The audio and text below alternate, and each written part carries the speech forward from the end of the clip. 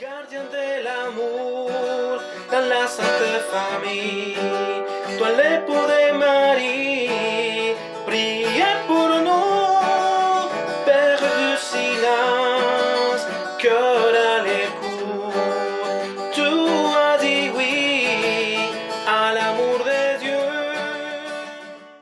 Bonjour à tous et à toutes. Alors aujourd'hui, nous sommes le 6e jour de la neuvaine à Saint-Joseph. Nous allons débuter par le signe de croix qui nous rassemble au nom du Père et du Fils et du Saint-Esprit. Amen. Nous allons prier pour que la paix règne dans notre monde. Prions par l'intercession de notre bon Saint Joseph. Je vous salue, Joseph, vous que la grâce divine a comblé. Le Sauveur a reposé dans vos bras et grandi sous vos yeux. Vous êtes béni entre tous les hommes, et Jésus, l'enfant divin de votre virginale épouse, est béni. Saint Joseph, donné pour Père au Fils de Dieu, priez pour nous dans nos soucis de famille, de santé et de travail jusqu'à nos derniers jours, et daignez nous secourir à l'heure de notre mort. Amen.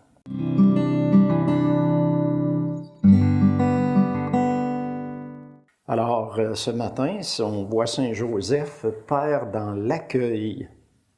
Ici, j'ai un texte du pape François. Dans un premier temps, je vais vous le lire. Alors, bien des fois, des événements dont nous ne comprenons pas la signification surviennent dans notre vie. Notre première réaction est très souvent celle de la déception, de la révolte. Joseph laisse de côté ses raisonnements pour faire place à ce qui arrive et, aussi mystérieux que cela puisse paraître, à ses yeux, il l'accueille, en assume la responsabilité et se réconcilie avec sa propre histoire. Joseph n'est pas un homme passivement résigné. Il est fortement et courageusement engagé. L'accueil est un moyen par lequel le don de force qui nous vient du Saint-Esprit se manifeste dans notre vie, dans votre vie.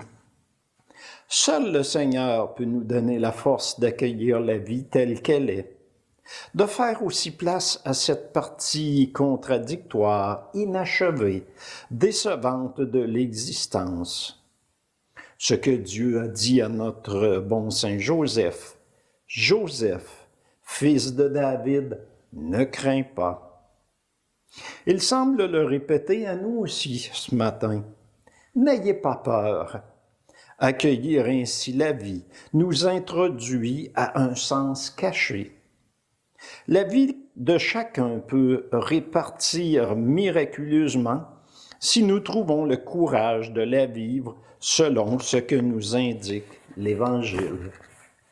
Oui, on peut penser à Saint Joseph. Quelle fut sa surprise, sa déception, lorsque Marie est revenue de chez sa cousine. Elle était enceinte. Alors, il était choqué, frustré. Qui ne l'aurait pas été d'ailleurs? La femme, votre épouse promise, tout à coup revient après 3 mois, puis elle est enceinte. Wow! On se pose des questions, hein? C'est normal, c'est un homme, il s'en est posé. C'est Dieu qui lui a parlé au travers d'un songe, parce que notre bon Saint Joseph se préparait à écrire une lettre à Marie, à ses parents, pour annuler le mariage qui devait avoir lieu. Et il ne voulait pas que Marie, parce que s'il l'aurait déclaré publiquement, Marie aurait été lapidée, et ce n'est pas ce qu'il désirait. Il aimait Marie profondément. Mais Dieu lui a parlé en songe, lui a dit « Ne crains pas, Joseph, prends Marie sous ton toit. » Et on sait ce qui est arrivé. Il est allé voir Marie, le mariage a eu lieu, et il a aussi été le père de Jésus. Des fois dans la vie, on se fait des projets Puis il arrive toutes sortes de choses. On a des embûches des fois sur notre route. C'est pas toujours facile d'obtenir les buts que l'on désirait à l'origine. Mais Dieu a un but pour chacune d'entre nous. Et c'est lui qui prime. Il faut être capable quelquefois de laisser nos projets humains pour accueillir les projets divins. Salut, gardien du Rédempteur, époux de la Vierge Marie.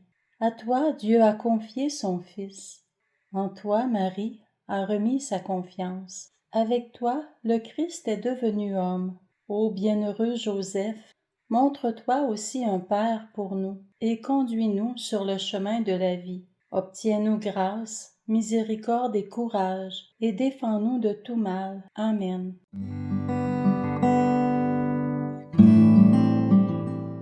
Alors, sur ces mots, je vous souhaite une bonne journée et soyez dans l'accueil aujourd'hui. Accueil de ce qui peut vous toucher, qui ne vous convient pas. Priez pour que ces choses qui ne vous conviennent pas, qui vous contrarient, de les accueillir dans la paix et la joie grâce à Jésus. Alors, au nom du Père et du Fils, je vous bénis tous. Au nom du Père, du Fils et du Saint-Esprit. Amen. Bonne journée. Gardien de l'amour dans la Sainte Famille, toi l'époux de Marie.